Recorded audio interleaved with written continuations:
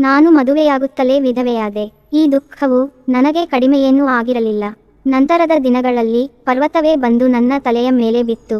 ಇದಾದ ನಂತರ ಯಾರೋ ಕೆಲವರು ನನ್ನನ್ನು ಕಿಡ್ನಾಪ್ ಮಾಡಿದರು. ಅವರು ನನಗೆ ದಿನವೂ ಡ್ರಗ್ಸ್ ಕೊಡುತ್ತಿದ್ದರು. ಆದರೆ ಹೇಗೋ ಅಲ್ಲಿಂದ ನಾನು ತಪ್ಪಿಸಿಕೊಂಡೆ. ನಾನು ಹಿಂತಿರುಗಿ ಮನೆಗೆ ಬಂದಾಗ ನನ್ನನ್ನು ಮನೆಗೆ ಸೇರಿಸಲಿಲ್ಲ ಮತ್ತು ನನ್ನನ್ನು ಮನೆಯಿಂದ ಹೊರ ಹಾಕಿದರು. ನಾನು ಮನೆಯಿಂದ ಆಚೆ ಬಂದು ರಸ್ತೆಯಲ್ಲಿ ನಡೆದುಕೊಂಡು ಹೋಗುತ್ತಿರುವಾಗ ರಸ್ತೆಯಲ್ಲಿ ಯಾರೋ ಒಬ್ಬರು ಬರುತ್ತಿದ್ದವರು ನನ್ನನ್ನು ಕಾರಿನಲ್ಲಿ ಕೂರಿಸಿಕೊಂಡರು. ನಾನು ಅವರ ಮುಖವನ್ನು ನೋಡಿದಾಗ ಒಂದು ಸಲ ನನ್ನ ಕಾಲಡಿ ಇರುವ ನೆಲ ನನಗೆ ಕುಸಿದಂತೆ ಭಾಸವಾಯಿತು. ಏಕೆಂದರೆ ಅವನು ಅದೇ ಮನುಷ್ಯನಾಗಿದ್ದ. ಅವನು ನನ್ನನ್ನು, ನನ್ನ ತಂದೆ ತಾಯಿಗೆ ನಾನೊಬ್ಬಳೇ ಮಗಳು. ಅವರು ನನ್ನನ್ನು ತುಂಬಾ ಪ್ರೀತಿಸುತ್ತಿದ್ದರು. ಹಾಗಾಗಿ ನನಗೆ ಯಾವುದೇ ನಿರ್ಬಂಧಗಳು ಇರಲಿಲ್ಲ. ನನ್ನ ಅಪ್ಪ ಅಮ್ಮ ನಾನು ಏನು ಕೇಳಿದರೂ ಕೊಡುತ್ತಿದ್ದರು. ನಾನು BA ಪೂರ್ಣಗೊಳಿಸಿದ ನಂತರ ನಾನು ನನ್ನ ಎಜುಕೇಷನನ್ನು ನಿಲ್ಲಿಸಿದೆ. ನನ್ನ ತಂದೆ ಬಹಳ ದೊಡ್ಡ ಶ್ರೀಮಂತರಾಗಿದ್ದರು. ಹಾಗಾಗಿ ನನಗೆ ಯಾವುದರಲ್ಲೂ ಕೊರತೆ ಇರಲಿಲ್ಲ. ನನ್ನ ತಂದೆಗೆ ಒಬ್ಬ ತಮ್ಮ ಹಾಗೂ ತಂಗಿ ಇದ್ದರು. ನಮ್ಮ ಅಪ್ಪನ ತಮ್ಮ ಅಂದರೆ ನಮ್ಮ ಮಾವ ನಮ್ಮ ಅಪ್ಪನ ಆಸ್ತಿಯಲ್ಲಿ ಸ್ವಲ್ಪ ಪಾಲನ್ನು ತೆಗೆದುಕೊಳ್ಳಲು ಬಯಸಿದ್ದರು. ಅವರು ಕೇಳುತ್ತಿದ್ದರು, ನೀವು ಇಷ್ಟು ಆಸ್ತಿಯನ್ನು ಇಟ್ಟುಕೊಂಡು ಏನು ಮಾಡುತ್ತೀರಿ? ನಿಮ್ಮ ಮಗಳು ಹೇಗೋ ಮದುವೆಯಾಗಿ ಗಂಡನ ಮನೆಗೆ ಹೋಗುತ್ತಾಳೆ. ನಿಮ್ಮ ಆಸ್ತಿಯನ್ನು ನೋಡಿಕೊಳ್ಳುವುದಕ್ಕೆ ನಿಮಗೆ ಒಬ್ಬ ಮಗನೂ ಇಲ್ಲ. ನಿಮ್ಮ ಎಲ್ಲ ಆಸ್ತಿಯನ್ನು ನನ್ನ ಹೆಸರಿಗೆ ಬರೆದು ಕೊಡಿ. ಇದು ದಿನನಿತ್ಯದ ಜಗಳವಾಗಿತ್ತು. ನಮ್ಮ ತಂದೆ ಯಾವುದೇ ಸಂದರ್ಭದಲ್ಲೂ ಅವರ ಆಸ್ತಿಯನ್ನು ಅವರ ತಮ್ಮನಿಗೆ ಬರೆದು ಕೊಡಲು ಸಿದ್ಧರಿರಲಿಲ್ಲ. ನನ್ನ ತಂದೆ ತನ್ನ ಎಲ್ಲ ಆಸ್ತಿಯನ್ನು ನನಗೆ ವರ್ಗಾವಣೆ ಮಾಡಲು ಬಯಸಿದ್ದರು. ಏಕೆಂದರೆ ನಾನು ಅವರ ಏಕೈಕ ಒಬ್ಬಳೇ ಮಗಳಾಗಿದ್ದೆ. ಇದ್ದಕ್ಕಿದ್ದಂತೆ ನಮ್ಮ ಮಾವನ ವರ್ತನೆ ನಮ್ಮ ತಂದೆಯ ಬಳಿ ಚೆನ್ನಾಗಿರಲು ಪ್ರಾರಂಭವಾಯಿತು. ಕೆಲವು ದಿನಗಳ ನಂತರ ಅವರು ತಮ್ಮ ಮಗನನ್ನು ನನಗೆ ಮದುವೆ ಮಾಡಿಸಲು ನಿರ್ಧರಿಸಿದ್ದಾರೆಂದು ನನಗೆ ತಿಳಿಯಿತು. ಅದಕ್ಕೆ ಅವರು ನಮ್ಮ ಫ್ಯಾಮಿಲಿಯ ಬಳಿ ಚೆನ್ನಾಗಿ ಮಾತನಾಡಲು ಆರಂಭಿಸಿದ್ದರು. ಅವರ ಮಗನಿಗೆ ನನ್ನನ್ನು ಮದುವೆ ಮಾಡಿಸಬೇಕು ಎಂದುಕೊಂಡಿದ್ದರು. ಹಾಗಾದರೆ ನಮ್ಮ ಎಲ್ಲ ಆಸ್ತಿ ಅವರ ಹೆಸರಿಗೆ ಬರುತ್ತದೆ. ಆದರೆ ನನ್ನ ಅಪ್ಪನಿಗೆ ಈ ಸಂಬಂಧ ಇಷ್ಟವಿರಲಿಲ್ಲ. ನನಗೂ ನನ್ನ ಸೋದರ ಸಂಬಂಧಿ ಇಷ್ಟವಾಗಲಿಲ್ಲ. ಏಕೆಂದರೆ ಅವನು ಈಗಾಗಲೇ ಒಂದು ಮದುವೆಯಾಗಿದ್ದ. ಅವನು ಮಾಡುತ್ತಿದ್ದ ದುಷ್ಕೃತ್ಯಗಳಿಂದ ಅವನ ಹೆಂಡತಿ ಅವನನ್ನು ಬಿಟ್ಟು ಹೋಗಿದ್ದಳು. ಅವನ ದುಷ್ಕೃತ್ಯಗಳು ಇಡೀ ಊರಿನಲ್ಲೇ ಪ್ರಸಿದ್ಧವಾಗಿತ್ತು. ಹಾಗಾಗಿ ಅವನಿಗೆ ಹುಡುಗಿಯನ್ನು ಕೊಡಲು ಯಾರೂ ಸಿದ್ಧರಿರಲಿಲ್ಲ. ಅದಕ್ಕಾಗಿ ನನ್ನ ಮಾವ ಅವನನ್ನು ನನಗೆ ಕೊಟ್ಟು ಮದುವೆ ಮಾಡಿಸಬೇಕು ಎಂದುಕೊಂಡಿದ್ದ. ಇದರಿಂದ ಇಬ್ಬರ ಸಮಸ್ಯೆಗಳು ಬಗೆಹರಿಯುತ್ತದೆ, ಆಸ್ತಿಯೂ ಅವರಿಗೆ ಸಿಗುತ್ತದೆ ಎಂದು ಅವರ ಅಂದುಕೊಂಡಿದ್ದರು. ಅವರು ಅವಕಾಶ ಸಿಕ್ಕಾಗಲೆಲ್ಲ ನಮ್ಮ ತಂದೆಗೆ ಅವಮಾನಿಸುತ್ತಿದ್ದರು. ಹಾಗಾಗಿ ನಮ್ಮ ತಂದೆಯು ನಿರ್ಧರಿಸಿದರು, ಏನೇ ಆಗಲಿ ನನ್ನ ಮಗಳನ್ನು ಅವನ ಮಗನಿಗೆ ಮಾತ್ರ ಕೊಡುವುದಿಲ್ಲ. ನಾನು ಒಂದು ದಿನ ಮಾರುಕಟ್ಟೆಯಿಂದ ಹಿಂದಿರುಗುತ್ತಿದ್ದೆ. ಆಗ ನನ್ನ ಹತ್ತಿರ ಯಾವುದೋ ಒಂದು ಕಾರು ಬಂದು ನಿಂತಿತು. ಅದರೊಳಗೆ ಕುಳಿತುಕೊಂಡಿದ್ದ ಒಬ್ಬ ವ್ಯಕ್ತಿ ನನಗೆ ಯಾವುದೋ ಅಡ್ರೆಸ್ ಕೇಳತೊಡಗಿದ. ನಾನು ಆ ಅಡ್ರೆಸ್ಸನ್ನು ಹೇಳುವುದರಲ್ಲಿಯೇ ಇದ್ದೆ. ಆಗ ಹಿಂದಿನಿಂದ ಯಾರೋ ಬಂದು ನನ್ನ ಬಾಯಿಯ ಮೇಲೆ ಬಟ್ಟೆ ಹಾಕಿದರು. ನನ್ನ ಬಾಯ ಮೇಲೆ ಬಟ್ಟೆ ಇಡುತ್ತಿದ್ದಂತೆ ನನಗೆ ಪ್ರಜ್ಞೆ ತಪ್ಪಿ ಹೋಗಿತ್ತು. ನಾನು ಕಣ್ಣು ತೆರೆದಾಗ ನಾನು ಯಾವುದೋ ಒಂದು ಮುಚ್ಚಿದ ಕೋಣೆಯಲ್ಲಿ ಬಂದಿಯಾಗಿದ್ದೆ. ಇಲ್ಲಿ ನನ್ನ ಹೊರತಾಗಿ ಬಹಳ ಜನ ಹುಡುಗಿಯರಿದ್ದರು. ಅವರು ತುಂಬಾ ಕೆಟ್ಟ ಸ್ಥಿತಿಯಲ್ಲಿದ್ದರು. ಅವರನ್ನು ನೋಡಿದ ತಕ್ಷಣ ನನಗೆ ನಾನು ಯಾವುದೋ ಒಂದು ಕೆಟ್ಟ ಜಾಗಕ್ಕೆ ಬಂದಿದ್ದೇನೆ ಎಂದು ನನಗೆ ಅರ್ಥವಾಯಿತು. ಇಲ್ಲಿ ಕೆಲವೊಂದು ಮಕ್ಕಳು ಇದ್ದರು. ಅವರಿಗೆ ಸ್ಮಗ್ಲಿಂಗ್ ತರಬೇತಿಯನ್ನು ನೀಡಲಾಗುತ್ತಿತ್ತು. ಇಲ್ಲಿ ಹುಡುಗಿಯರಿಗೂ ಸಹ ಕೆಟ್ಟ ಕೆಲಸಗಳನ್ನು ಮಾಡುವಂತೆ ಪ್ರೇರೇಪಿಸಲಾಗುತ್ತಿತ್ತು. ಈ ಕೆಲಸದಲ್ಲಿ ಪೊಲೀಸರು ಸಹ ಶಾಮೀಲಾಗಿದ್ದರು. ನಾನು ಅಲ್ಲಿರುವ ಕೆಲವು ಹುಡುಗಿಯರನ್ನು ಕೇಳಿದೆ, ನೀವಿಲ್ಲಿಗೆ ಹೇಗೆ ಬಂದಿರಿ? ಅವರು ಹೇಳಿದರು, ನಮ್ಮನ್ನು ಕಿಡ್ನಾಪ್ ಮಾಡಲಾಗಿದೆ. ಅವರು ನಮ್ಮನ್ನು ತಪ್ಪಾದ ಕೆಲಸವನ್ನು ಮಾಡುವಂತೆ ಒತ್ತಾಯಿಸಬಹುದು. ಅವರು ನಮ್ಮನ್ನು ಯಾವುದೋ ವಿದೇಶಕ್ಕೆ ಕರೆದುಕೊಂಡು ಹೋಗಿ ಅಲ್ಲಿ ಡ್ಯಾನ್ಸ್ ಮಾಡುವಂತೆ ನಮ್ಮನ್ನು ಕಳಿಸಬಹುದು, ಅಥವಾ ಬೇರೆ ದೇಶಕ್ಕೆ ನಮ್ಮನ್ನು ಮಾರಾಟ ಮಾಡಬಹುದು. ನನಗೆ ತುಂಬಾ ಭಯವಾಗುತ್ತಿತ್ತು ಹಾಗೂ ನಾನು ಭಯದಿಂದ ನಡುಗಲು ಪ್ರಾರಂಭಿಸಿದೆ. ನಾನು ಯೋಚಿಸಲು ಪ್ರಾರಂಭಿಸಿದೆ, ಈಗ ನನ್ನ ತಂದೆ ತಾಯಿಯ ಸ್ಥಿತಿ ಏನಾಗಿರಬಹುದು? ಅವರು ನನ್ನನ್ನು ಎಲ್ಲಿ ಹುಡುಕುತ್ತಿರಬಹುದು? ಅವರು ನನ್ನ ಬಗ್ಗೆ ಯಾವ ಚಿಂತೆ ಮಾಡುತ್ತಿರಬಹುದು? ನಾನು ದೇವರನ್ನು ಪ್ರಾರ್ಥಿಸಲು ಶುರು ಮಾಡಿದೆ, ದೇವರೇ, ಇದಕ್ಕೆಲ್ಲ ಒಂದು ಬೇಗ ಮುಕ್ತಿ ಕೊಡು. ಹಾಗಾದರೆ ನಾನು ನನ್ನ ತಂದೆ ತಾಯಿಯ ಬಳಿ ಹೋಗಬಹುದು. ಅಲ್ಲಿದ್ದ ಹುಡುಗಿಯರೆಲ್ಲ ಕೂಗುತ್ತಿದ್ದರು, ಕಿರುಚುತ್ತಿದ್ದರು, ಮರುಕುತ್ತಿದ್ದರು. ಅಲ್ಲಿ ಚಿಕ್ಕ ಮಕ್ಕಳು ಸಹ ಇದ್ದರು. ಅವರು ಕೂಡ ಜೋರಾಗಿ ಅಳುತ್ತಿದ್ದರು. ಅದರಲ್ಲೊಬ್ಬ ಚಿಕ್ಕ ಹುಡುಗ ಗೋಡೆಯನ್ನು ಹೇಗೆ ಹುಡುಕುತ್ತಿದ್ದ ಎಂದರೆ, ತಾನು ಇಲ್ಲಿಂದ ಹೊರ ಹೋಗುವ ಮಾರ್ಗವನ್ನು ಕಂಡುಹಿಡಿದುಕೊಳ್ಳುತ್ತೇನೆ ಎನ್ನುವಂತೆ. ನಾನು ಆ ಹುಡುಗನ ಹಿಂದೆ ಹೋದೆ. ನಾನು ಅವನನ್ನು ಕೇಳಿದೆ, ನೀನು ಇಲ್ಲಿಗೆ ಹೇಗೆ ಬಂದೆ ಪುಟ್ಟ? ಆ ಹುಡುಗ ನನ್ನನ್ನು ತಬ್ಬಿಕೊಂಡು ಅಳಲು ಪ್ರಾರಂಭಿಸಿದ. ಅವನು ತುಂಬಾ ಚಿಕ್ಕ ಹುಡುಗ. ಈ ಸಣ್ಣ ಹುಡುಗನ ಮೇಲೆ ಕರುಣೆ ಇಲ್ಲದ ಈ ಜನರು ಇನ್ನು ನನಗೆ ಏನು ಮಾಡುವರೋ ಎಂದು ನಾನು ಯೋಚಿಸುತ್ತಿದ್ದೆ. ಅಷ್ಟರಲ್ಲಿ ಅಲ್ಲಿ ಕೆಲವರು ಆಯುಧಗಳನ್ನು ಹಿಡಿದುಕೊಂಡು ಬಂದರು. ನೀವು ಇಲ್ಲಿಂದ ಹೊರಡುವ ಸಮಯ ಬಂದಿದೆ ಎಂದು ಎಲ್ಲರಿಗೂ ಹೇಳತೊಡಗಿದರು. ಬಹುಶಃ ನಾವು ಕಾಡಿನ ಯಾವುದೋ ಒಂದು ಜೈಲಿನಲ್ಲಿ ಬಂದಿಯಾಗಿದ್ದೆವು. ಅವರಲ್ಲಿ ಯಾರೋ ಒಬ್ಬರು ನನಗೆ ಹೇಳಿದರು, ಈಗ ನಮ್ಮನ್ನು ಇಲ್ಲಿಂದ ಬೇರೆಡೆಗೆ ಸಾಗಿಸಲಾಗುತ್ತದೆ. ಈ ಜನರು ತುಂಬಾ ಅಪಾಯಕಾರಿ. ಅವರು ಹಿಂದೆ ಮುಂದೆ ಏನನ್ನು ಯೋಚಿಸದೆ ಸಾಯಿಸಿ ಬಿಡುತ್ತಾರೆ. ಇವರ ಜೊತೆಗೆ ಪೊಲೀಸರು ಕೂಡ ಶಾಮೀಲಾಗಿದ್ದಾರೆ. ಪೊಲೀಸರು ಇವರಿಗೆ ಏನನ್ನು ಹೇಳುವುದಿಲ್ಲ. ಈ ಜನಗಳು ಪೊಲೀಸರನ್ನು ಕೂಡ ಮುಖಮೂತಿ ನೋಡದೆ ಸಾಯಿಸುತ್ತಾರೆ. ಇವರು ಮನುಷ್ಯರ ರೂಪದಲ್ಲಿರುವ ಮೃಗಗಳು. ಅವರು ಹೇಳಿದಂತೆ ನಮ್ಮನ್ನು ಅಲ್ಲಿಂದ ಬೇರೆ ಯಾವುದೋ ಒಂದು ಸ್ಥಳಕ್ಕೆ ಸಾಗಿಸಲಾಯಿತು. ನಮ್ಮಲ್ಲಿ ಅಲ್ಲಿದ್ದ ಕೆಲವು ಹುಡುಗಿಯರು ಮತ್ತು ಚಿಕ್ಕ ಮಕ್ಕಳನ್ನು ಮತ್ತೊಂದು ಕಡೆಗೆ ಕಳಿಸಲಾಯಿತು. ಕೆಲವೊಮ್ಮೆ ನಮಗೆ ತಿನ್ನಲು ಕೂಡ ಏನನ್ನು ಕೊಡುತ್ತಿದ್ದರು. ಇಲ್ಲಿ ಎಲ್ಲರೂ ಅಳುತ್ತಾ ಮರುಗುತ್ತಾ ಕುಳಿತಿರುತ್ತಿದ್ದರು. ಆದರೆ ಆ ಗೂಂಡಾಗಳಿಗೆ ಇದ್ಯಾವುದು ಪರಿಣಾಮ ಬೀರುತ್ತಿರಲಿಲ್ಲ. ಇಲ್ಲಿ ನಮಗೆ ತುಂಬಾ ಭಯವಾಗುತ್ತಿತ್ತು. ಇಲ್ಲಿಂದ ತಪ್ಪಿಸಿಕೊಳ್ಳಲು ನಮಗೆ ಬೇರೆ ಯಾವುದೂ ಮಾರ್ಗವಿರಲಿಲ್ಲ. ಈ ಜನ ಇಲ್ಲಿರುವ ಹೆಣ್ಣು ಮಕ್ಕಳಿಗೆ ಡ್ರಗ್ಸ್ಗಳನ್ನು ನೀಡಿ ಅವರನ್ನು ಡ್ರಗ್ಸ್ ಅಡಿಕ್ಟ್ಗಳನ್ನಾಗಿ ಮಾಡುತ್ತಿದ್ದರು. ಈ ಜನಗಳು ನನಗೂ ಕೂಡ ಡ್ರಗ್ಸ್ ಇಂಜೆಕ್ಷನ್ ಕೊಡಬಹುದೇನೋ ಎಂಬ ಭಯ ನನಗೆ ಕಾಡುತ್ತಿತ್ತು. ಆದರೆ ಆ ಭಯ ನಿಜವೂ ಆಯಿತು. ಈ ಜನಗಳು ನನಗೆ ಡ್ರಗ್ಸ್ ನೀಡಲು ಪ್ರಾರಂಭಿಸಿದರು. ನಾನು ಪೂರ್ತಿಯಾಗಿ ಅದಕ್ಕೆ ಅಡಿಕ್ಟ್ ಆಗಿಬಿಟ್ಟೆ. ಒಂದು ವೇಳೆ ಅವರೇನಾದರೂ ಡ್ರಗ್ಸ್ ನನಗೆ ನೀಡದಿದ್ದರೆ ನಾನೇ ಆ ಡ್ರಗ್ ಇಂಜೆಕ್ಷನ್ ಅನ್ನು ನನ್ನ ದೇಹಕ್ಕೆ ಚುಚ್ಚಿಕೊಳ್ಳುತ್ತಿದ್ದೆ. ಅಲ್ಲಿದ್ದ ನನ್ನ ವಯಸ್ಸಿನ ಹುಡುಗನೊಬ್ಬ ಕೆಲವೊಮ್ಮೆ ನನ್ನ ಜೊತೆ ಮಾತನಾಡಲು ಕುಳಿತುಕೊಳ್ಳುತ್ತಿದ್ದ. ಅವನು ನನ್ನ ಹೆಸರು ವಿಳಾಸಗಳನ್ನೆಲ್ಲವನ್ನು ಕೇಳುತ್ತಿದ್ದ. ನಾನು ನನ್ನ ಹೆಸರು, ನನ್ನ ಮನೆಯ ವಿಳಾಸ, ನಮ್ಮ ತಂದೆ ತಾಯಿಯ ಬಗ್ಗೆ ಎಲ್ಲವನ್ನು ಅವನಿಗೆ ವಿವರಿಸಿದೆ.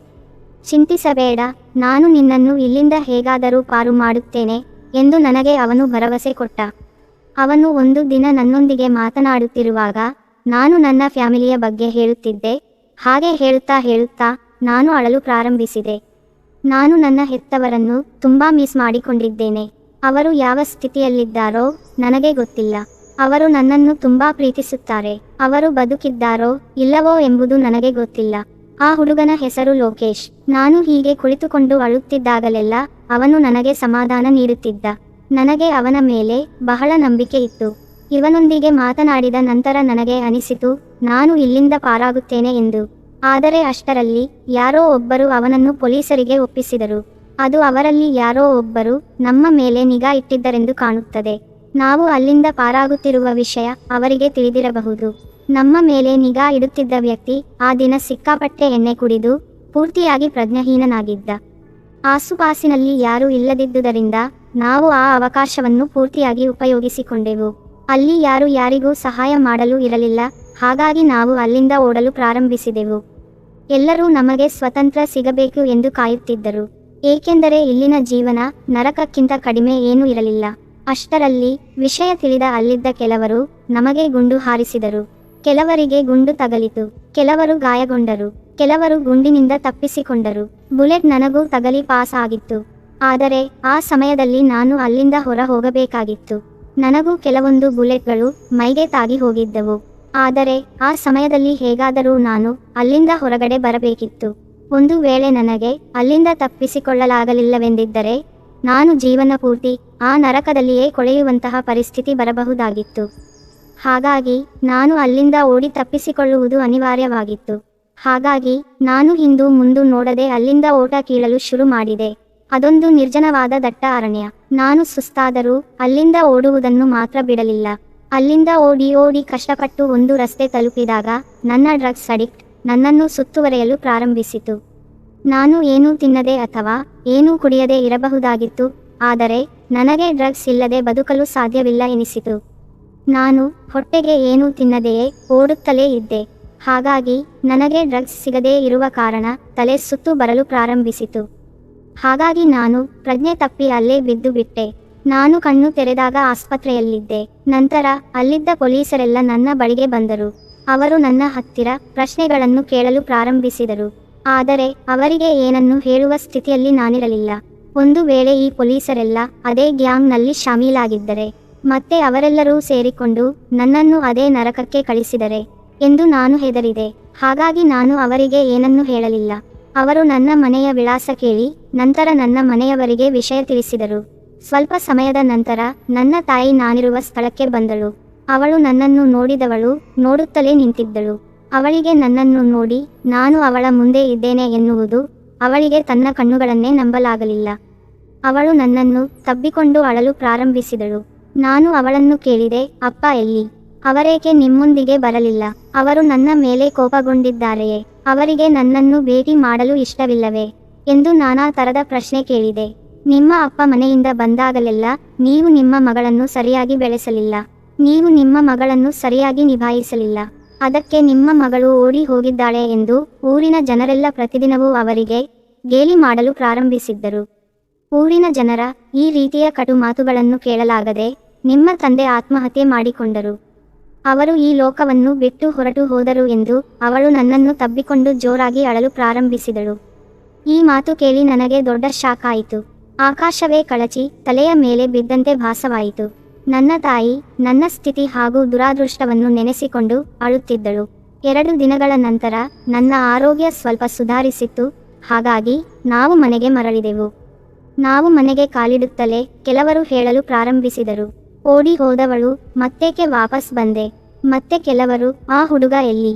ನಿನ್ನ ಜೊತೆಗೆ ಓಡಿ ಬಂದಿದ್ದವನು? ಇನ್ನೂ ಕೆಲವರು, ಅವನಿಗೆ ಸಾಕಾಯ್ತೇನೋ ನಿನ್ನತ್ರ, ಹಾಗಾಗಿ ಅವನು ನಿನ್ನನ್ನು ಬಿಟ್ಟು ಹೋದ್ನೇನೋ? ಮತ್ತೆ ಕೆಲವರು, ಯಾರ್ಯಾರ ಜೊತೆ ತಿರುಗಿ ಬಂದ್ಲೋ ಯಾರಿಗೊತ್ತು? ಇನ್ನು ಕೆಲವರು, ಇವಳಿಂದಾಗಿ ಇವರಪ್ಪ ತನಗಾದ ಅವಮಾನವನ್ನು ತಾಳಲಾರದೆ ಅವನು ಸತ್ತು ಹೋದ. ಆದರೆ ನನ್ನ ಪರಿಸ್ಥಿತಿ ಏನೆಂಬುದು ಯಾರಿಗೂ ತಿಳಿದಿರಲಿಲ್ಲ. ಇದನ್ಯಾರು ನನ್ನ ಬಳಿ ಕೇಳಲಿಲ್ಲ. ಇಷ್ಟು ದಿನ ನೀನೆಲ್ಲಿದ್ದೆ? ನಿನಗೇನಾಗಿತ್ತು? ನಿನ್ನ ಪರಿಸ್ಥಿತಿ ಏನು? ಏನನ್ನೂ ಅರಿಯದ ಜನಗಳು ಅವರವರ ಯೋಚನೆಗನುಸಾರವಾಗಿ ನನ್ನನ್ನು ನಿಂದಿಸಲು ಪ್ರಾರಂಭಿಸಿದರು. ಅವರೆಲ್ಲ ನನ್ನನ್ನು ಹೇಗೆ ನೋಡುತ್ತಿದ್ದರು ಎಂದರೆ ಏನನ್ನೋ ಬಹಳ ದೊಡ್ಡ ಅಪಚಾರ ಮಾಡಿ ಬಂದಳೇನೋ ಎನ್ನುವಂತೆ. ನಾನು ಅವರ ಪ್ರಶ್ನೆಗಳಿಗೆ ಉತ್ತರಿಸುತ್ತಾ ಅವರ ಪ್ರಶ್ನೆಗಳು ಮುಗಿಯುತ್ತಲೇ ಇರಲಿಲ್ಲ. ನಮ್ಮ ಸಮಾಜದಲ್ಲಿ ಒಬ್ಬ ಹೆಣ್ಣು ಎಲ್ಲಾದರೂ ಹೊರಗಡೆ ಇದ್ದು ಬಂದರೆ ಕಾರಣ ಏನಾದರೂ ಇರಲಿ ಅವಳನ್ನು ಅಪವಿತ್ರಳಂತೆ ನೋಡುತ್ತಾರೆ. ನಾನು ನನ್ನ ಮನೆಗೆ ವಾಪಸ್ ಬಂದಾಗ ಸುಮಾರು 8 ತಿಂಗಳುಗಳು ಕಳೆದು ಹೋಗಿತ್ತು. ಹಾಗಿದ್ದ ಮೇಲೆ ಅವರು ಹೇಗೆ ನನ್ನನ್ನು ನಮ್ಮವರು ಎಂದು ಹೇಳುತ್ತಾರೆ? ನನ್ನ ಸಂಬಂಧಿಕರು ನನ್ನ ತಾಯಿಯ ಬಳಿ ಹೇಳಿದರು, ಒಂದು ವೇಳೆ ನೀನು ಇವಳನ್ನು ನಿನ್ನ ಜೊತೆ ಇಟ್ಟುಕೊಳ್ಳುವುದಾದರೆ ನೀನು ನಮ್ಮ ಜೊತೆ ಇರಬೇಡ, ಇಲ್ಲಿಂದ ದೂರ ಎಲ್ಲಾದರೂ ಇವಳನ್ನು ಕರೆದುಕೊಂಡು ಹೋಗು ಎಂದು ಹೇಳಿದರು. ನೀನು ನಮ್ಮ ಜೊತೆ ಯಾವುದೇ ಸಂಬಂಧ ಇಟ್ಟುಕೊಳ್ಳಬೇಡ, ಅದಿಲ್ಲವಾದರೆ ನೀನು ಇವಳನ್ನು ಮನೆಯಿಂದ ಓಡಿಸು ಎಂದು ಹೇಳಿದರು. ಎಷ್ಟಾದರೂ ತಾಯಿಯೇ ಆಗಿರುತ್ತಾಳೆ. ತನ್ನ ಮಕ್ಕಳಿಗೆ ಅದೇನೇ ಕಷ್ಟ ಬಂದರೂ ಅವಳು ನನ್ನ ಮಕ್ಕಳನ್ನು ಎಂದಿಗೂ ಕೈಬಿಡುವುದಿಲ್ಲ. ನನ್ನ ಅಮ್ಮನೂ ನನಗೆ ಹಾಗೆಯೇ ಮಾಡಿದಳು. ನಂತರ ಅವಳು ನನ್ನನ್ನು ತನ್ನ ಎದೆಗೆ ತಬ್ಬಿಕೊಂಡಳು. ನಂತರ ನಾವು ಮನೆ ಬಿಟ್ಟು ಬೇರೆ ನಗರಕ್ಕೆ ಬಂದೆವು. ನಮಗೆ ಇರಲು ಯಾರ ಆಸರೆಯೂ ಇರಲಿಲ್ಲ. ನನ್ನ ತಂದೆಗೆ ಒಬ್ಬರು ಸ್ನೇಹಿತರಿದ್ದರು. ನಾನು ಚಿಕ್ಕವಳಿರುವಾಗ ಅವರು ನಮ್ಮ ಮನೆಗೆ ಬಂದು ಹೋಗುತ್ತಿದ್ದರು. ಅವರು ನನ್ನನ್ನು ತುಂಬಾ ಪ್ರೀತಿ ಮಾಡುತ್ತಿದ್ದರು. ಅವರು ಬಿಟ್ಟರೆ ನಮಗೆ ಬೇರೆ ಯಾರ ಆಸರೆಯೂ ಇರಲಿಲ್ಲ. ನಾವು ಅವರ ಮನೆಯ ಒಳಗೆ ಹೋದೆವು. ಅವರು ನಮ್ಮನ್ನು ನೋಡಿ ಆಶ್ಚರ್ಯಚಕಿತರಾದರು. ಅವರು ನಮ್ಮನ್ನು ಒಳಗೆ ಕರೆದು ಕೇಳಿದರು, ನೀವು ಈ ಸಮಯದಲ್ಲಿ ಇಲ್ಲೇನು ಮಾಡುತ್ತಿದ್ದೀರಿ? ನಾವು ಅವರಿಗೆ ಎಲ್ಲ ವಿಷಯಗಳನ್ನು ಹೇಳಿದಾಗ ಅವರು ನಮ್ಮನ್ನು ಬಿಟ್ಟುಕೊಳ್ಳಲು ಒಪ್ಪಿಕೊಂಡರು. ನಾವು ಅವರ ಮನೆಯಲ್ಲಿ ಕುಳಿತು ಮಾತನಾಡುತ್ತಿದ್ದೆವು. ಆಗ ಅಲ್ಲೊಬ್ಬ ಅಂಕಲ್ ಬಂದು ಚಿಕ್ಕ ಮಕ್ಕಳ ಹಾಗೆ ಮಾಡುತ್ತಿದ್ದರು. ನಾನು ಅಂಕಲ್ ಬಳಿ ಕೇಳಿದೆ, ಈ ಅಂಕಲ್ ಯಾರು? ಅವರು ಹೇಳಿದರು, ಇವನು ನನ್ನ ಮಗ. ಅವನಿಗೆ ಮಾನಸಿಕ ಅಸ್ವಸ್ಥನಾಗಿದ್ದಾನೆ. ಅವನು ಮೊದಲು ಹೀಗಿರಲಿಲ್ಲ. ಅವನಿಗೆ ಆಕ್ಸಿಡೆಂಟ್ ಆಗಿ ತಲೆಗೆ ಪೆಟ್ಟು ಬಿದ್ದಿತ್ತು. ಅದರ ನಂತರ ಅವನು ಹೀಗಾದ. ಅವರಿಗೆ 30 ವರ್ಷವಾಗಿತ್ತು. ಆದರೆ ಅವರ ನಡವಳಿಕೆ ಮಾತ್ರ 10 ವರ್ಷದ ಮಕ್ಕಳ ಹಾಗಿತ್ತು. ಅವರು ತುಂಬಾ ಡಾಕ್ಟರ್ ಬಳಿ ತೋರಿಸಿದರು. ಆದರೆ ಯಾವುದೇ ಪ್ರಯೋಜನವಾಗಲಿಲ್ಲ. ನಾವೀಗ ಅವರ ಮನೆಯಲ್ಲಿ ಇರಲು ಪ್ರಾರಂಭಿಸಿದೆವು. ಅವರ ಮಗನ ಹೆಸರು ರವಿ. ಅವನು ಇಡೀ ದಿನ ಮಕ್ಕಳ ಹಾಗೆ ಮಾಡುತ್ತಿದ್ದ. ಹೊರಗಡೆ ಹೋಗಿ ಆಡುತ್ತಿದ್ದ. ಆಟದ ಸಾಮಾನುಗಳನ್ನು ಕೇಳುತ್ತಿದ್ದ. ಅಪ್ಪನ ಬಳಿ ಬಂದು ಹಠ ಮಾಡಿ ಹೊರಗಡೆ ಕರೆದುಕೊಂಡು ಹೋಗುವಂತೆ ಕೇಳುತ್ತಿದ್ದ. ಅವನೀಗ ನಮ್ಮ ಬಳಿ ಬಂದು ಆಟವಾಡುತ್ತಿದ್ದ. ನಮಗೆ ಅವನ ಬಳಿ ಆಟವಾಡಲು ಸಂತೋಷವಾಗುತ್ತಿತ್ತು. ಮೊದಲಿಗೆ ಅವನು ನಮ್ಮ ಬಳಿ ಆಟವಾಡಲು ಬರುತ್ತಿರಲಿಲ್ಲ.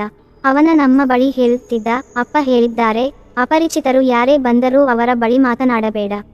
ನಮ್ಮ ಜೀವನವು ಅವರ ಜೊತೆ ಬಹಳ ಆರಾಮವಾಗಿ ಸಾಗುತ್ತಿತ್ತು. ಆ ಹುಡುಗ ನನ್ನ ಜೊತೆ ಕುಳಿತುಕೊಂಡು ಊಟ ಮಾಡುತ್ತಿದ್ದ. ನಾನು ಹಾಗೂ ನನ್ನ ತಾಯಿ ಹತ್ತಿರದ ಜನಗಳ ಮನೆಗಳಲ್ಲಿ ಕೆಲಸ ಮಾಡಿ ಜೀವನ ಸಾಗಿಸಲು ಪ್ರಾರಂಭಿಸಿದೆವು. ಅಂಕಲ್ ಋಣ ನಮ್ಮ ಮೇಲಿತ್ತು. ಅವರು ನಮಗೆ ಇರಲು ಅವರ ಮನೆಯಲ್ಲಿಯೇ ನಮಗೊಂದು ಜಾಗ ಕೊಟ್ಟಿದ್ದರು. ನಮಗೆ ಅವರಿಗೆ ಭಾರವಾಗಿರಲು ಇಷ್ಟವಿರಲಿಲ್ಲ. ಹಾಗಾಗಿ ನನ್ನ ಅಮ್ಮ ಹಾಗೂ ನಾನು ನಮ್ಮ ಕೆಲಸಗಳನ್ನು ನಾವೇ ಮಾಡಿಕೊಳ್ಳುತ್ತಿದ್ದೆವು. ಒಂದು ದಿನ ಅಂಕಲ್ನ ಗೆಳೆಯರೊಬ್ಬರು ಹೇಳಿದರು, ರವಿ ಬಾಲ್ಯದಲ್ಲಿರುವಾಗಲೇ ನಿಮ್ಮ ತಂದೆ ಈ ಸಂಬಂಧವನ್ನು ಓಕೆ ಮಾಡಿದ್ದರು. ಹೀಗಿರುವಾಗ ನಿನ್ನನ್ನು ರವಿಯೊಂದಿಗೆ ಮದುವೆ ಮಾಡಿಸಿದರೆ ಹೇಗೆ ಎಂದು ಹೇಳಿದರು. ಇದನ್ನು ಕೇಳಿದಾಗ ನನ್ನ ಕಾಲಡಿಯ ನೆಲ ಕುಸಿದು ಬಿದ್ದಂತೆ ಭಾಸವಾಯಿತು. ಅಮ್ಮ ಕೇಳಿದರು, ನೀವು ಎಂತಹ ಮಾತು ಆಡುತ್ತಿದ್ದೀರಿ? ಅವರೆಂದಿಗೂ ಇದರ ಬಗ್ಗೆ ಏನನ್ನೂ ಹೇಳಲಿಲ್ಲವಲ್ಲ. ಅವರು ನಿಮಗೆ ಏನನ್ನೂ ಹೇಳದಿರಬಹುದು, ಆದರೆ ನನಗೆ ಹೇಳಿದ್ದಾರೆ. ನಾವು ಬೆಳೆದಂತೆ ನಮ್ಮ ಸ್ನೇಹ ರಕ್ತ ಸಂಬಂಧವಾಗಿ ಪರಿವರ್ತನೆಯಾಗುತ್ತದೆ. ಅದಕ್ಕೆ ನಾನು ಹೇಳಿದೆ, ನಿಮ್ಮ ಮಗ ಮದುವೆಯಾಗಲು ಯೋಗ್ಯನಲ್ಲ. ಅವನು ಮಗುವಂತೆ, ಅವನಿಗೆ ಏನು ತಿಳಿಯುತ್ತಿಲ್ಲ, ಅವನಿಗೆ ಏನು ಅರ್ಥವಾಗುವುದಿಲ್ಲ. ಆದರೆ ಅಂಕಲ್ ಹೇಳಿದರು, ನೀನು ಒಂದು ವೇಳೆ ಅವನನ್ನು ಮದುವೆಯಾದರೆ ನೀವು ಈ ಮನೆಯಲ್ಲಿ ಇರಬಹುದು, ಇಲ್ಲದಿದ್ದರೆ ನೀವು ಇಲ್ಲಿಂದ ಹೊರಡಬೇಕಾಗುತ್ತದೆ ಎಂದು ಒತ್ತಾಯಿಸಿದರು. ನಾನು ಅಂಕಲ್ನನ್ನು ನನ್ನ ತಂದೆ ಇದ್ದಂತೆ ಎಂದು ಭಾವಿಸಿದ್ದೆ. ಅವರು ಈ ರೀತಿಯಾಗಿ ಉಲ್ಟಾ ಹೊಡೆಯುತ್ತಾರೆ ಎಂದು ನಾನು ಊಹಿಸಿಯೂ ಇರಲಿಲ್ಲ. ಜನರು ತಮ್ಮ ಸ್ವಾರ್ಥಕ್ಕಾಗಿ ಎಷ್ಟು ಕೆಳಮಟ್ಟಕ್ಕೆ ಇಳಿಯುತ್ತಾರೆ ಎಂದು ನನಗೆ ತಿಳಿದಿರಲಿಲ್ಲ. ಹಾಗಾಗಿ ಅಮ್ಮ ಹೇಳಿದಳು, ಸರಿ, ಹಾಗಾದರೆ ನಾವು ಮನೆ ಬಿಟ್ಟು ಹೋಗುತ್ತೇವೆ. ನಾವು ಮನೆಗಾಗಿ ನಿಮ್ಮ ಹುಚ್ಚು ಮಗನನ್ನು ಮದುವೆ ಮಾಡುವುದಿಲ್ಲ. ಆದರೆ ಈಗ ಈ ಮನೆ ಬಿಟ್ಟ ಮೇಲೆ ನಾವಿನ್ನು ಎಲ್ಲಿಗೆ ಹೋಗುವುದೆಂದು ಯೋಚಿಸುತ್ತಿದ್ದೆ. ಯಾಕೆಂದರೆ ನಮಗೆ ಬೇರೆ ಯಾರ ಆಸರೆಯೂ ಇರಲಿಲ್ಲ. ರವಿ ನೋಡಲು ಸರಿಯಾಗಿಯೇ ಇದ್ದ. ಆತನನ್ನು ನೋಡಿದ ತಕ್ಷಣ ಅವನು ಮಾನಸಿಕ ಅಸ್ವಸ್ಥ ಎಂದು ಯಾರೂ ಹೇಳಲಾರರು. ಅವನು ನೋಡಲು ದೊಡ್ಡವರಂತೆ ಇದ್ದರೂ ಮಗುವಿನಂತೆ ಮಾತನಾಡುತ್ತಿದ್ದ. ಬೆಳಿಗ್ಗೆ ಎದ್ದ ನಂತರ ಅಮ್ಮ ಹೇಳಿದಳು, ಸರಿ ಮಗಳೇ, ಬಾ ನಾವಿನ್ನು ಹೊರಡೋಣ. ಆದರೆ ನಾನು ಅಮ್ಮನಿಗೆ ಹೇಳಿದೆ, ಅಮ್ಮ, ನಾನು ರವಿಯನ್ನು ಮದುವೆಯಾಗಲು ಸಿದ್ಧಳಾಗಿರುವೆ. ನಾನು ರವಿಯನ್ನು ಮದುವೆಯಾದರೆ ಅಟ್ಲೀಸ್ಟ್ ನಮಗೆ ಮನೆಯಾದರೂ ಸಿಗುತ್ತದೆ. ಅದೇನೇ ಇದ್ದರೂ ನನ್ನನ್ನು ಯಾರು ಮದುವೆಯಾಗುತ್ತಾರೆ? ನನ್ನ ವಿಷಯ ತಿಳಿದರೆ ನನ್ನನ್ನು ಯಾರು ಮದುವೆಯಾಗುವುದಿಲ್ಲ. ನಾನು ರವಿಯನ್ನು ಮದುವೆಯಾಗುತ್ತೇನೆ, ನಾವಿಬ್ಬರೂ ಇಲ್ಲೇ ಇರೋಣ ಎಂದೆ. ನನ್ನ ಮಾತನ್ನು ಕೇಳಿ ನನ್ನ ತಾಯಿ ಅಳಲು ಪ್ರಾರಂಭಿಸಿದರು. ಮಗಳೇ, ನೀನೆಷ್ಟು ದುರದೃಷ್ಟವಂತೆ ಎಂದು ಹೇಳಿದಳು. ನನ್ನನ್ನು ಅಪಹರಿಸಿದ ಜನರನ್ನು ನಾನು ಶಪಿಸಲು ಪ್ರಾರಂಭಿಸಿದೆ. ನನ್ನ ಜೀವನವನ್ನು ಹಾಳು ಮಾಡಿದ ಅವರ ಜೀವನ ನಾಶವಾಗಲಿ ಎನ್ನುತ್ತಾ ಕುಳಿತಿದ್ದೆ. ಆಗ ರವಿ ನನ್ನ ಬಳಿ ಬಂದು ಹೇಳಿದ, ನಾನು ನಿನ್ನ ಕೈಯಿಂದ ಊಟ ಮಾಡುತ್ತೇನೆ. ನಾನು ಅಡಿಗೆ ಮಾಡಿದಾಗ ಅವನು ಹೇಳುತ್ತಿದ್ದ, ನೀನು ತುಂಬಾ ಚೆನ್ನಾಗಿ ಅಡುಗೆ ಮಾಡುತ್ತೀಯಾ? ನಾನು ಮನೆಯನ್ನು ಬಿಟ್ಟು ಎಲ್ಲಿಗೂ ಹೋಗುತ್ತಿರಲಿಲ್ಲ. ನಾನು ದಿನ ಅಡುಗೆ ಮಾಡಿ ಅವನಿಗೆ ಬಡಿಸುತ್ತಿದ್ದೆ, ದಿನ ಅವನಿಗೆ ಹೀಗೆಯೇ ತಿನ್ನಿಸುತ್ತಿದ್ದೆ. ಸ್ವಲ್ಪ ದಿನಗಳ ಬಳಿಕ ನಾನು ಹಾಗೂ ರವಿ ಇಬ್ಬರೂ ಮದುವೆಯಾದೆವು. ಆದರೆ ನನ್ನ ಮದುವೆಗೆ ನನ್ನ ತಾಯಿ ಬರಲಿಲ್ಲ. ರೂಮಿನಲ್ಲಿ ಕುಳಿತು ನನ್ನ ದುರದೃಷ್ಟಕ್ಕೆ ಅಳುತ್ತಿದ್ದಳು. ಮದುವೆಯ ನಂತರ ಮನೆಯ ಎಲ್ಲ ಜವಾಬ್ದಾರಿಗಳು ನನ್ನ ತಲೆಯ ಮೇಲೆ ಬಿದ್ದವು. ನಾವು ಮನೆಯಲ್ಲಿ ಮಕ್ಕಳನ್ನು ಹೇಗೆ ನೋಡಿಕೊಳ್ಳುತ್ತೇವೆಯೋ ಅದೇ ರೀತಿ ದಿನವೂ ನಾನು ಅವನನ್ನು ನೋಡಿಕೊಳ್ಳುತ್ತಿದ್ದೆ. ಅವನು ದಿನವೂ ನನ್ನ ಬಳಿ ಏನಾದರೊಂದು ಹಠ ಮಾಡುತ್ತಿದ್ದ. ನಾನು ಅದನ್ನು ಪೂರ್ತಿ ಮಾಡುತ್ತಿದ್ದೆ. ಅಂಕಲ್ ಇದರಿಂದ ತುಂಬಾ ಖುಷಿಯಾಗುತ್ತಿದ್ದರು. ನನ್ನ ಗಂಡ ಬೇಗನೆ ಗುಣಮುಖರಾಗಲಿ ಎಂದು ನಾನು ದಿನ ದೇವರಲ್ಲಿ ಪ್ರಾರ್ಥಿಸುತ್ತಿದ್ದೆ. ಗಂಡನ ಆರೋಗ್ಯಕ್ಕಿಂತ ನನಗೆ ಹೆಚ್ಚೇನು ಬೇಕಿರಲಿಲ್ಲ. ಹಾಗಾಗಿ ದಿನವೂ ದೇವಸ್ಥಾನಕ್ಕೆ ಹೋಗಿ ದೇವರ ಬಳಿ ಬೇಡಿಕೊಂಡು ಪೂಜೆ ಮಾಡಿಸಿಕೊಂಡು ಬರುತ್ತಿದ್ದೆ. ಬಹುಶಃ ದೇವರು ನನ್ನ ಪ್ರಾರ್ಥನೆಯನ್ನು ಕೇಳಿಸಿಕೊಂಡಿದ್ದನು. ಇತ್ತೀಚೆಗೆ ರವಿಯ ಆರೋಗ್ಯ ಸುಧಾರಿಸುವುದಕ್ಕೆ ಪ್ರಾರಂಭವಾಗಿತ್ತು. ನಾನು ವೈದ್ಯರ ಬಳಿ ಕರೆದುಕೊಂಡು ಹೋಗಿ ಮತ್ತೆ ಅವನ ಚಿಕಿತ್ಸೆಯನ್ನು ಪುನಃ ಪ್ರಾರಂಭಿಸಿದೆ. ವೈದ್ಯರ ಕಡೆಯಿಂದ ಒಂದು ಭರವಸೆ ಬಂತು. ಈಗ ನಾನು ರವಿಯ ಬಗ್ಗೆ ಹೆಚ್ಚು ಕಾಳಜಿ ವಹಿಸಲು ಪ್ರಾರಂಭ ಮಾಡಿದ್ದೆ. ವೈದ್ಯರು ಕೂಡ ತಮ್ಮ ಕೈಲಾದಷ್ಟು ಪ್ರಯತ್ನ ಮಾಡುತ್ತಿದ್ದರು. ಹಾಗಾಗಿ ಈಗ ರವಿಯ ಆರೋಗ್ಯ ನಿಧಾನವಾಗಿ ಸುಧಾರಿಸಲು ಪ್ರಾರಂಭಿಸಿತು. ಅವನು ಈಗ ನನ್ನ ಬಳಿ ಏನೂ ಹಠ ಮಾಡುತ್ತಿರಲಿಲ್ಲ. ಆದರೆ ಅವನ ಮಾನಸಿಕ ಸ್ಥಿತಿ ಈಗ ಸುಧಾರಿಸಿಕೊಳ್ಳುತ್ತಿದ್ದಂತೆ ಅವನು ನನ್ನ ಬಳಿ ಏನು ಮಾತನಾಡುತ್ತಿರಲಿಲ್ಲ. ನನ್ನ ಹತ್ತಿರ ಕುಳಿತುಕೊಳ್ಳುತ್ತಿರಲಿಲ್ಲ, ಊಟ ಮಾಡುತ್ತಿರಲಿಲ್ಲ. ರವಿ ಚೇತರಿಸಿಕೊಂಡ ನಂತರ ನಾನು ಅವನೊಂದಿಗೆ ಸಂತೋಷವಾಗಿರಬಹುದು ಎಂದುಕೊಂಡಿದ್ದೆ. ಆದರೆ ನನಗೆ ದೇವರು ಅದನ್ನು ನೀಡಲಿಲ್ಲ. ಬಹುಶಃ ನನ್ನ ಹಣೆಬರದಲ್ಲಿ ಸಂತೋಷವೆಂಬುದೇ ಇರಲಿಲ್ಲ. ಆದರೆ ಸ್ವಲ್ಪ ದಿನಗಳ ನಂತರ ನನ್ನ ತಾಯಿ ಕಾಯಿಲೆಗೆ ಒಳಗಾಗಿದ್ದರು. ನಂತರ ಅದೇನೆಂದು ತಿಳಿದಾಗ ಅವರು ಕ್ಯಾನ್ಸರ್ ಕಾಯಿಲೆಗೆ ತುತ್ತಾಗಿದ್ದಾರೆಂದು ನನಗೆ ಖಾತ್ರಿಯಾಗಿತ್ತು. ನಾನು ಅವಳಿಗೆ ಸಾಕಷ್ಟು ಚಿಕಿತ್ಸೆಗಳನ್ನು ಕೊಡಿಸಿದೆ. ಅವಳ ದಿನವಿಡೀ ಅನಾರೋಗ್ಯದಿಂದ ನರಳುತ್ತಲೇ ಇದ್ದಳು. ನನ್ನ ಬಳಿ ಇದ್ದ ಹಣವನ್ನೆಲ್ಲ ನನ್ನ ತಾಯಿಯ ಚಿಕಿತ್ಸೆಗೆ ಖರ್ಚು ಮಾಡಿದೆ. ಈಗ ದಿನ ಕಳೆದಂತೆ ನನ್ನ ತಾಯಿಯ ಚಿಕಿತ್ಸೆಗೂ ಹಣವಿರಲಿಲ್ಲ. ಅಂಕಲ್ ಕೂಡ ನನಗೆ ಹಣ ನೀಡಲು ನಿರಾಕರಿಸಿದರು. ಈಗ ನನಗೆ ಗೌರ್ಮೆಂಟ್ ಆಸ್ಪತ್ರೆಗೆ ಹೋಗದೆ ಬೇರೆ ದಾರಿ ಇರಲಿಲ್ಲ. ನಾನು ನನ್ನ ತಾಯಿಯನ್ನು ಗೌರ್ಮೆಂಟ್ ಆಸ್ಪತ್ರೆಗೆ ಸೇರಿಸಿದೆ. ಅಲ್ಲಿ 2 ತಿಂಗಳುಗಳ ಕಾಲ ಚಿಕಿತ್ಸೆಯನ್ನು ಮುಂದುವರಿಸಿದೆ. ನನಗೆ ಜೀವನವೇ ಬೇಸತ್ತು ಹೋಗಿತ್ತು. ನಾನು ನನ್ನ ತಾಯಿಯ ಮುಂದೆ ಕುಳಿತು, ಇವಳೇ ನನ್ನ ಕೊನೆಯ ಆಸರೆ, ದೇವರೇ ಇವಳನ್ನು ಉಳಿಸು ಎಂದು ಪ್ರಾರ್ಥಿಸುತ್ತಿದ್ದೆ. ದೇವರೇ ನನ್ನ ತಾಯಿಯನ್ನು ನನ್ನಿಂದ ದೂರ ಮಾಡಬೇಡ. ಆದರೆ ದೇವರು ನನ್ನ ಮಾತನ್ನು ಕೇಳಲೇ ಇಲ್ಲ. ಹಾಗಾಗಿ ಒಂದು ದಿನ ನನ್ನ ತಾಯಿ ನನ್ನನ್ನು ಬಿಟ್ಟು ಹೊರಟು ಹೋದಳು. ಈ ಮಧ್ಯೆ ರವಿಯ ಸ್ಥಿತಿಯು ಸಾಕಷ್ಟು ಸುಧಾರಿಸಿತ್ತು.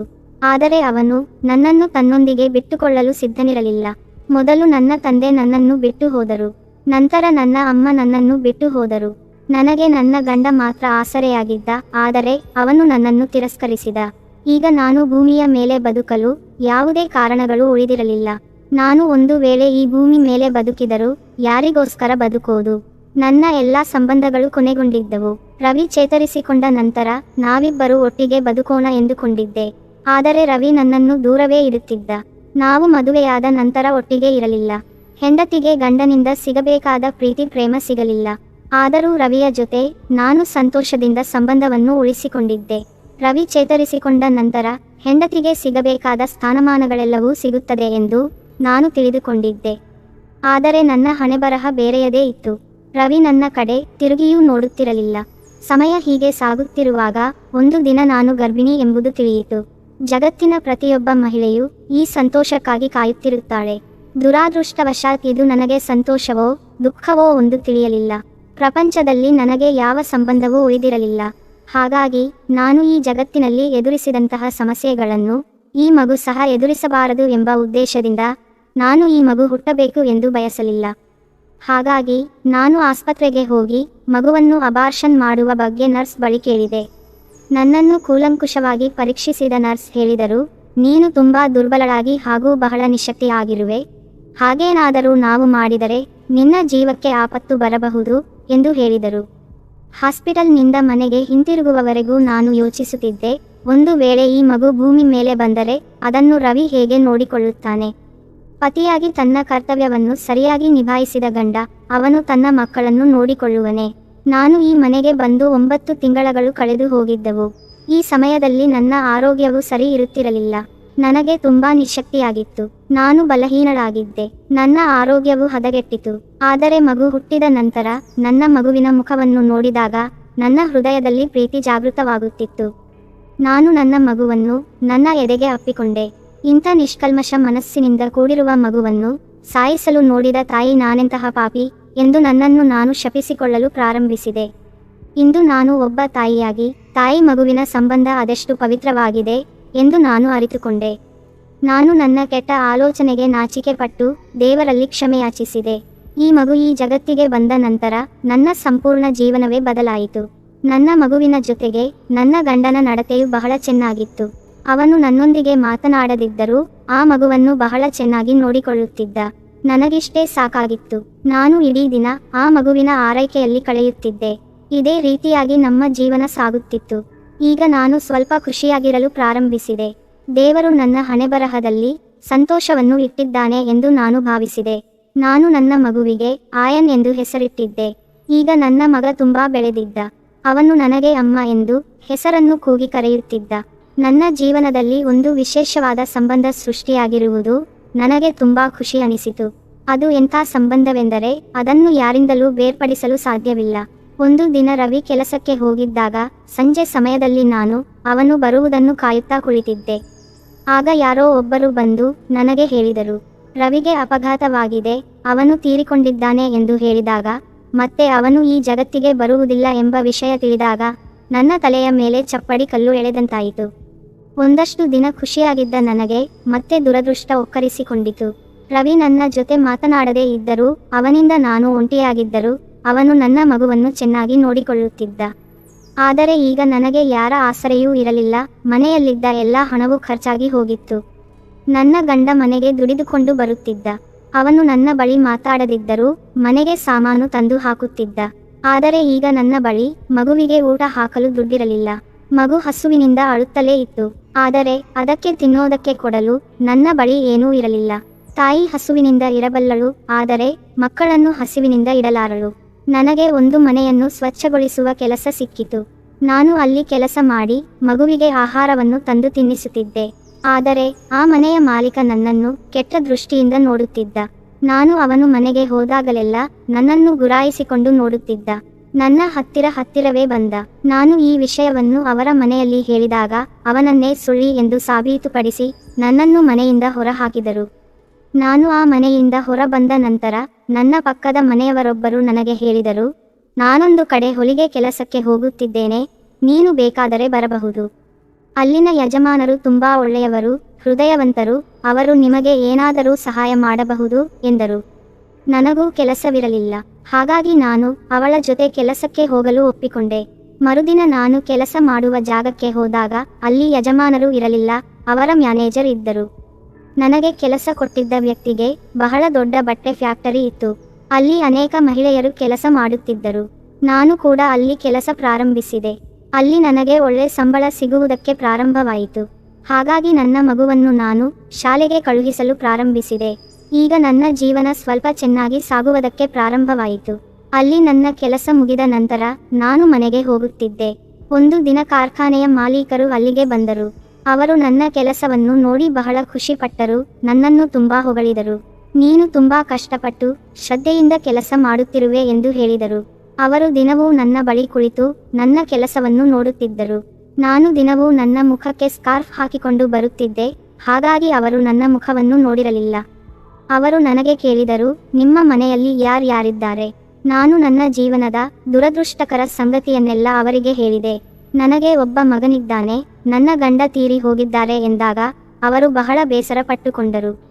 ಹೀಗೆ ಒಂದು ದಿನ ನಾನು ಅವರ ಬಳಿ ಕೇಳಿದೆ, ನೀವು ಯಾಕೆ ಇನ್ನೂ ಮದುವೆಯಾಗಲಿಲ್ಲ? ನಾನು ಒಬ್ಬಳು ಹುಡುಗಿಯನ್ನು ಪ್ರೀತಿ ಮಾಡುತ್ತಿದ್ದೆ. ಆಗ ನಾನು ಅವರಿಗೆ ಕೇಳಿದೆ, ಆ ಹುಡುಗಿ ಈಗ ಎಲ್ಲಿದ್ದಾಳೆ? ಆಗ ಅವರು ಹೇಳಲು ಪ್ರಾರಂಭಿಸಿದರು, ಅವಳೊಂದು ಕೆಟ್ಟ ಕೆಲಸ ಮಾಡುತ್ತಿದ್ದ ಗ್ಯಾಂಗ್ ಒಳಗೆ ಸಿಕ್ಕಿಬಿದ್ದಿದ್ದಳು. ಅವರು ಹೆಣ್ಣು ಮಕ್ಕಳನ್ನು ಹಿಡಿದ ತಪ್ಪು ಕೆಲಸ ಮಾಡಿಸುತ್ತಿದ್ದರು. ಆ ಸಮಯದಲ್ಲಿ ನಾನು ಅಲ್ಲೇ ಇದ್ದೆ, ಹಾಗಾಗಿ ಅಲ್ಲಿ ನಾನೊಂದು ಹುಡುಗಿಯನ್ನು ಪ್ರೀತಿಸಿದ್ದೆ. ನಾವು ಇಲ್ಲಿಂದ ತಪ್ಪಿಸಿಕೊಂಡು ಎಲ್ಲಾದರೂ ಹೋಗಿ ನಾವಿಬ್ಬರು ಮದುವೆಯಾಗಬೇಕು ಎಂದು ನಾನಂದುಕೊಂಡಿದ್ದೆ. ಆದರೆ ಅದಕ್ಕೂ ಮೊದಲೇ ನನ್ನನ್ನು ಪೊಲೀಸರು ಹಿಡಿದು ಬಿಟ್ಟರು. ಪೊಲೀಸರಿಗೆ ನಾನು ಎಲ್ಲ ಸತ್ಯವನ್ನು ಹೇಳಿದೆ. ಆದರೆ ಪೊಲೀಸರು ಅಲ್ಲಿಗೆ ತಲುಪುವಷ್ಟರಲ್ಲಿ ಕೆಲವೊಂದು ಜನರು ಅಲ್ಲಿಂದ ತಪ್ಪಿಸಿಕೊಂಡು ಓಡಿ ಹೋಗಿದ್ದರು. ಬಹುಶಃ ಆ ಹುಡುಗಿಯೂ ಕೂಡ ಅಲ್ಲಿಂದ ಓಡಿ ಹೋಗಿರಬಹುದು.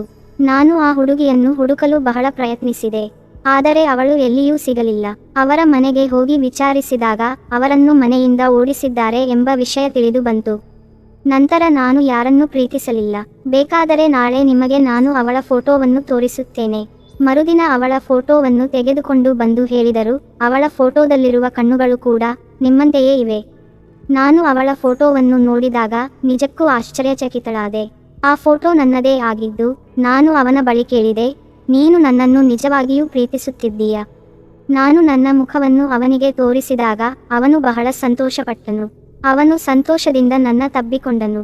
ನಂತರ ಅವನು ನನ್ನನ್ನು ಮದುವೆಯಾಗಲು ಕೇಳಿದನು. ನಾನು ಒಂದೆರಡು ನಿಮಿಷ ಯೋಚಿಸಿ ಓಕೆ ಅಂದೆ. ನಾನು ನನ್ನ ಕಷ್ಟದ ಜೀವನದಲ್ಲಿ ತುಂಬಾ ಬೇಸತ್ತು ಹೋಗಿದ್ದೆ. ನನಗೂ ಯಾರಾದರೊಬ್ಬರ ಆಸರೆ ಬೇಕಾಗಿತ್ತು. ಕೆಲವು ದಿನಗಳ ನಂತರ ನಾವು ದೇವಸ್ಥಾನದಲ್ಲಿ ಮದುವೆಯಾದೆವು. ನನ್ನ ಗಂಡ ನನ್ನ ಮಗನನ್ನು ಚೆನ್ನಾಗಿ ನೋಡಿಕೊಳ್ಳುತ್ತಿದ್ದ. ಅವರು ನಮಗೆ ಯಾವ ಕೊರತೆಯನ್ನು ಮಾಡುತ್ತಿರಲಿಲ್ಲ. ನಾನು ಅವರನ್ನು ಮದುವೆಯಾದ ನಂತರ ನನ್ನ ಜೀವನವೇ ಬದಲಾಯಿತು. ನನ್ನ ಮಗನ ಕೂಡ ಅವರನ್ನು ತುಂಬಾ ಪ್ರೀತಿಸುತ್ತಿದ್ದ. ಲೋಕೇಶ್ ಹಾಗೂ ಅಯನ್ ನನ್ನೊಂದಿಗೆ ರಾತ್ರಿಯಿಡೀ ಮಾತನಾಡುತ್ತಾ ಕುಳಿತಿರುತ್ತಿದ್ದರು. ನಾನೇನಾದರೂ ಅಯನ್ಗೆ ಬೈದರೆ ಅವನು ಅದನ್ನು ತೆಗೆದುಕೊಂಡು ಹೋಗಿ ಲೋಕೇಶ್ಗೆ ಹೇಳುತ್ತಿದ್ದ. ಲೋಕೇಶ್ ನನಗೆ ಬೈಯುತ್ತಿದ್ದರು. ನಂತರ ನನ್ನ ಮಗ ಅವರಿಗೆ ಹೇಳುತ್ತಿದ್ದ, ಅಪ್ಪಾಜಿ ನಾನು ಅಮ್ಮನಿಗೆ ಬೈಯೋದಕ್ಕೆ ಹೇಳಲಿಲ್ಲ. ಇದೇ ರೀತಿ ನಮ್ಮ ಜೀವನ ಖುಷಿಯಾಗಿ ಸಾಗುತ್ತಿತ್ತು. ಒಂದು ದಿನ ಲೋಕೇಶ್ ನನಗೆ ಹೇಳಿದರು, ನನ್ನನ್ನು ನನ್ನ ಚಿಕ್ಕಪ್ಪನೇ ಕಿಡ್ನ್ಯಾಪ್ ಮಾಡಿದ್ದ, ಏಕೆಂದರೆ ಅವರು ಆಸ್ತಿಯನ್ನು ಹೊಡೆಯಲು ಸಂಚು ರೂಪಿಸಿದ್ದರು. ಅವರು ಆಸ್ತಿಗೋಸ್ಕರ ಇಷ್ಟು ಕೀಳು ಮಟ್ಟಕ್ಕೆ ಇಳಿಯುತ್ತಾರೆಂದು ನಾನು ಊಹಿಸಿಯೂ ಇರಲಿಲ್ಲ ಎಂದು ಅವರ ಕೆಲವು ವಿಚಾರಗಳನ್ನು ನನಗೆ ಹೇಳಿದರು. ಆದರೆ ನಾನು ನನ್ನ ಹಳೆಯ ನೆನಪುಗಳನ್ನೆಲ್ಲ ಮರೆತಿದ್ದೆ. ಬಹುಶಃ ದೇವರು ನನಗೆ ಕಷ್ಟಗಳನ್ನು ಕೊಟ್ಟಿರಬಹುದು. ಅವನು ನನಗೆ ಇಷ್ಟೊಂದು ಕಷ್ಟಗಳನ್ನು ಏಕೆ ನೀಡಿದ ಎಂದರೆ ನನಗೆ ನನ್ನ ಸುಂದರ ಕ್ಷಣಗಳನ್ನು ತೋರಿಸಲು ಇರಬಹುದು. ಹಾಗೆಯೇ ನಾನು ನನ್ನ ಗಂಡನೊಂದಿಗೆ ತುಂಬಾ ಸಂತೋಷವಾಗಿದ್ದೇನೆ. ಅವರು ಕೂಡ ನನ್ನನ್ನು ಅಷ್ಟೇ ಚೆನ್ನಾಗಿ ಪ್ರೀತಿಸುತ್ತಾರೆ. ಇವತ್ತಿನ ಕತೆ ಇಷ್ಟೇ ಗೆಳೆಯರೇ. ನೀವು ನಮ್ಮ ಕಥೆಯನ್ನು ಇಷ್ಟಪಟ್ಟಿದ್ದೀರಿ ಎಂದು ನಾನು ಭಾವಿಸುತ್ತೇನೆ. ನೀವು ಈ ಕಥೆಯನ್ನು ಇಷ್ಟಪಟ್ಟಿದ್ದರೆ ವಿಡಿಯೋವನ್ನು ಲೈಕ್ ಮಾಡಿ, ಚಾನಲ್ಗೆ ಹೊಸಬರಾಗಿದ್ದರೆ ಸಬ್ಸ್ಕ್ರೈಬ್ ಮಾಡಿ, ನೋಟಿಫಿಕೇಷನ್ಗಾಗಿ ಬೆಲ್ ಅನ್ನು ಒತ್ತಿರಿ. ಇದರಿಂದ ನೀವು ನಮ್ಮ ವಿಡಿಯೋವನ್ನು ಎಲ್ಲರಿಗಿಂತಲೂ ಮೊದಲು ನೋಡಬಹುದು.